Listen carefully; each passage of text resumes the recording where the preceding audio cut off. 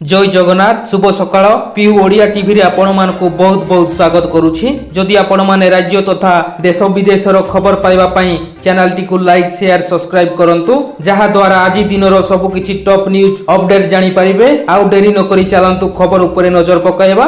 प्रथम खबर कॉस्मेटिक्स कारखाना रे भयंकर अग्निकांड जीवन बचाइबा को तळकु डेइले 2 श्रमिक 19 आहत। हिमाचल प्रदेश रो सोलन जिले में थिबा एक कॉस्मेटिक्स कारखाना रे भयंकर अग्निकांड घटिछि। एठारे कारखाना रे 15 रु 20 जन श्रमिक फसी रहिथिले। अग्निकांड परे वीडियो सामना को आसीछि जेउथिरे जणे महिला छात उपरे फसी रहितबा देखिबाकू मिलिथिला। सेही परि 2 जन श्रमिक प्राण विकल रे छात उपरु डेई पड़िथिबा जणा पड़िछि। नियां लिभाइबाकू पंजाब एवं हिमाचल रु 12टी दमकल गाड़ी पहुंची नियां को आयत्त करिसंती। तेबे अग्निकांडर कारण एपर्यंत जना पड़ी नाही। एनडीआरएफ टीम घटनास्थल रे पहुंची रिलीफ और उद्धार कार्य जारी रखिसंती। 19 जन आहतंक समेत 41 जन को उद्धार करिछि एनडीआरएफ टीम। परवर्ती खबर कॉलेज कुमिल्ला विश्वविद्यालय रो मान्यता हेले नियुक्ति कलेनी अध्यापक। गोटिक परे गोटिए कॉलेज को विश्वविद्यालय रो मान्यता देले राज्य सरकार हेले नियुक्ति कलेनी अध्यापक। वर्ष वर्ष धरी पाठ पढ़ा बाधा प्राप्त हेबा परे एबे अवसर प्राप्त अध्यापकंकु ठिका नियुक्ति देई काम चलाइबाकू निया जाइछि निष्पत्ति। एहाकू विरोध करिछि राज्य अध्यापक संघ।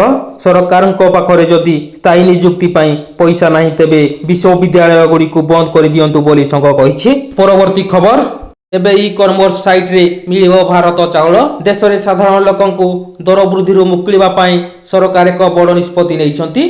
केजी पिछा मात्र 29 टंका मूल्य रे उपलब्ध सरकारी चाउल भारत चाउल वर्तमान निकटस्थ रिटेल दुकान गुड़िकरे लोकंक पई उपलब्ध हेबो।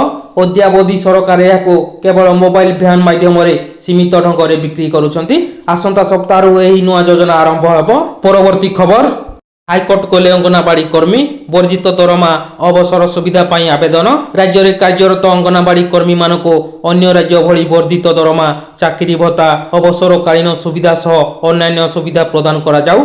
एने केते जन अंगनवाड़ी कर्मी हाईकोर्ट को द्वारस्थ होइछंती। सेमानक आवेदन को विचार करी सरकार आवश्यक पदक्षेप नेबा पाई निर्देश देबाकू सेमाने हाईकोर्ट को प्रार्थना करिसंती। परवर्ती खबर मुख्यमंत्री केजरीवाल घरे क्राइम ब्रांच टीम। दिल्ली मुख्यमंत्री अरविंद केजरीवाल अड़ुआ बढ़ी।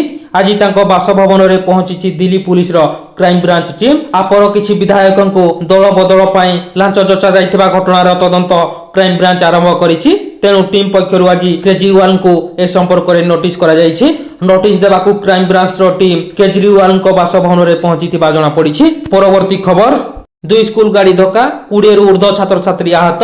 गंजाम जिला हिंजिड़ी थाना अंतर्गत समपुर छक निकटरे शुक्रवार 2टी स्कूल बस मध्य धक्का हबार 20 रु ऊर्ध्व छात्र छात्री आहत होइछंती। लोके आहत मानकु उद्धार करी हिंजिड़ी काटो उपखंड चिकित्सालय रे भर्ती करथिले। परवर्ती खबर सरकारी उच्च विद्यालय रे छात्र छात्री कले विश्व रेकर्ड। ओडिशार सरकारी तथा अनुदान प्राप्त उच्च विद्यालय छात्र छात्री सृष्टि कले विश्व रेकर्ड। प्रथम विश्व ओडिशा भाषा सम्मिलनी उद्देश्य विद्यालय स्तर रे छात्र छात्री माने साहित्य सृजनी ब्लॉक माध्यम रे मो कथा मो कहानी पुस्तक रचना करथिले। आज एही पुस्तकर तथ्य को फेसबुक रे 1 घंटा मध्य अपलोड करी Guinness book of world record सृष्टि करिसंती। परवर्ती खबर सबु घर को मागणा बिजुली। कांग्रेस सरकार ग्यारंटी स्कीम गृह ज्योति माध्यम रे लोक माने मागणा विद्युत पाइबे।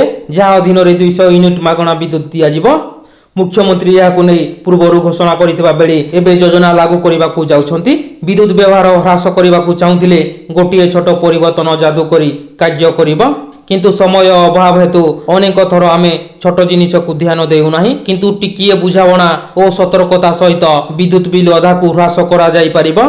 गृह ज्योति योजना सरकार माध्यम रे दिया जाउतबा सुविधार लाभ उठाइबाकू लगातार पंजीकरण करा जाउछि। सरकार माध्यम रे आवेदन को नियंत्रण करिबा पई प्राय 2 सप्ताह परे गृह ज्योति योजना पई पंजीकरण संख्या 1 कोटी अतिक्रम करिछि। एथि क्रम रे गरीब महिला को 500 टंका रे सब्सिडी गैस सिलिंडर मिलिबा। मागणा बिजुली को नहीं शक्ति विभाग कहिछि जे एही योजना पई कोनोसी समय सीमा रहिबो नाही एवं योग्य हिताधिकारी माने जे कोनोसी समय रे आवेदन करि पारिबे। ऑनलाइन एप्लिकेशन आरंभ रु गड़बड़ परे मध्य पंजीकरण रे तीव्रता देखिबाकू मिलिछि। एही योजना परिवार मानकू मासकू 200 यूनिट पर्यंत मागणा विद्युत जोगाई थाए। वर्तमान सब्सिडी गैस सिलिंडर मूल्य 903 टंका रही। एणु महिला को 403 टंका सब्सिडी मिलिबा। খুব শীঘ্র এই দুই যোজনা তেলেঙ্গানাରେ ଲାଗୁ ହେବାକୁ ଯାଉଛି। ଫଳରେ ଉପକୃତ ହେବେ ଗରିବ ହିତାଧିକାରୀ।